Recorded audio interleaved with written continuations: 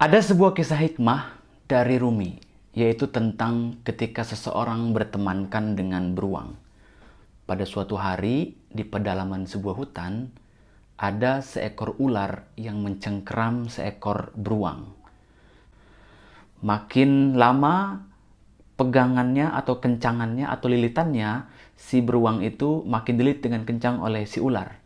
Sampai kemudian hampir sekarat. Si beruang meronta-ronta, tapi dia juga tidak bisa melepaskan dari cengkeraman sang ular. Di tengah keadaan seperti itu, secara tak sengaja tiba-tiba seorang lelaki datang mendengar rintihan atau jeritan si beruang tersebut.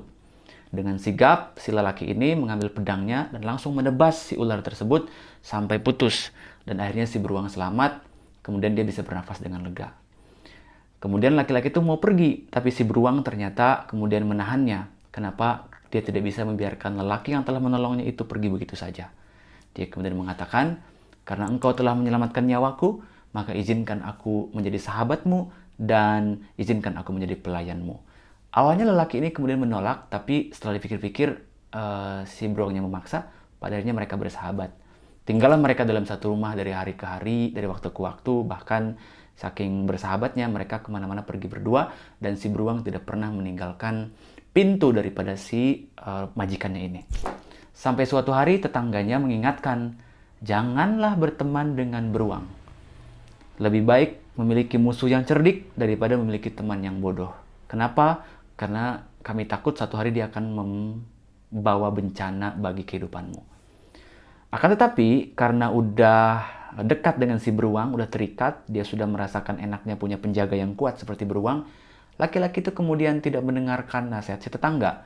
Malah laki-laki itu berpikir bahwa tetangganya iri karena dia mempunyai penjaga yang kuat.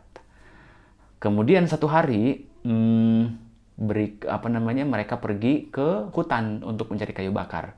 Beruang dan lelaki itu menelusuri hutan, bekerja, mengambil kayu bakar, dan segala macamnya sampai selesai. Tengah hari tiba, kemudian si lelaki itu kelelahan, capek, dan beristirahat di bawah rindangnya pohon. Seperti biasa, sang beruang menunggui majikannya dan menjaga dari gangguan-gangguan yang mungkin aja bisa terjadi. Kan tetapi, ternyata ada seekor lalat yang hinggap di muka si lelaki itu. Sang beruang pun dengan sigap mengusirnya, tapi beberapa kali diusir, lalat itu tidak juga pergi, malah datang lagi. Kemudian saking keselnya, dia tidak berhasil membunuh si lalat, akhirnya si beruang itu mengambil batu besar, dan kemudian dengan sekuat tenaga, batu itu dipukulkan ke lalat yang ada di wajah si lelaki atau majikannya. Seketika itu juga, kemudian si majikan itu meninggal dengan tragis, kepalanya pecah dipukul oleh si beruang. Apa pesan moral dari cerita ini? Kisah ini mengajarkan tentang bahwa niat baik tidak selamanya berakhir dengan baik. Ada satu istilah, perbuatan yang baik bisa membawa orang pada neraka justru. Kenapa? Dalam kisah ini, niat baik si beruang itu malah menghasilkan perbuatan yang buruk. Dia niat untuk melindungi majikannya dari lalat, malah pada saat yang sama dia membunuh majikannya.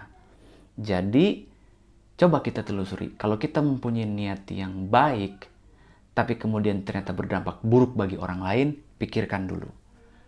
Kedua, kalau kita punya niat baik dan juga ternyata punya impact yang buruk buat diri kita, itu juga tolong dipikirkan, jangan sampai dilakukan. Kenapa? Karena pada akhirnya kita bisa menyesal. Contoh-contohnya bisa banyak kita temukan dalam kehidupan sehari-hari ya. Kita misalnya ingin membantu orang, menolong orang, meminjamkan uang. Tapi kalau akhirnya itu malah memperburuk buat dia, sebaiknya pikirkan. Sebaiknya pikirkan ulang kan gitu.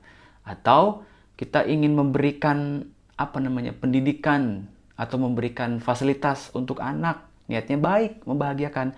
Tapi kalau pada ujungnya kemudian malah membawa dampak buruk, sebaiknya juga dipikirkan ulang. Jangan sampai perbuatan baik kita itu malah membuat musibah bagi orang lain atau bahkan buat diri sendiri. Kedua, pelajaran yang bisa diambil adalah tentang prasangka. Seringkali ketika ada orang mengingatkan kepada kita tentang sebuah tindakan, sebuah sikap, sebuah perilaku yang kita lakukan, kita malah suka berpikirnya lain. Bahkan kita suka mempersangkakan bahwa dia tidak suka sama kita, dia benci sama kita, dia iri sama kita, ya. Tapi satu hal, bahwa peringatan itu datang dari orang lain bisa jadi sebuah petunjuk dari Tuhan. Bisa jadi sebuah petunjuk dari Sang Pencipta yang kita tidak sadari, ya, gitu. Dan saat yang sama juga ketika kita mendalami tentang perspektif ini, ada satu hal yang harus kita sadari, bahwa dalam hidup ini tidak semua hal kita bisa ketahui dengan pasti, atau kita tidak bisa mengetahui seluruh hal tentang kehidupan. Karena itu kita butuh masukan dari orang lain. Kita butuh bimbingan dari orang lain yang lebih mengerti, yang lebih bisa memberikan pemahaman yang lebih baik pada kita tentang hidup. Karena itu pelajaran ini sebenarnya sederhana, ya. Sederhana. Kenapa? Jangan kita berteman dengan orang yang bodoh. Rumi mengatakan, lebih baik mempunyai musuh yang cerdik ketimbang punya teman yang bodoh.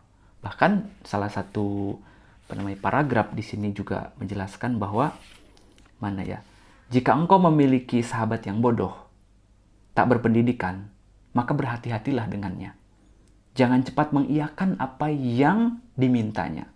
Dan ketika ada seorang yang memberi peringatan, jangan pernah mengatakan, aku tahu yang terbaik. Seseorang tidak akan pernah bisa mengetahui segala hal. Kita selalu butuh masukan dan pertimbangan dari orang-orang di sekitar kita. Akan tetapi, satu hal, apa itu? Kita diberi akal pikiran.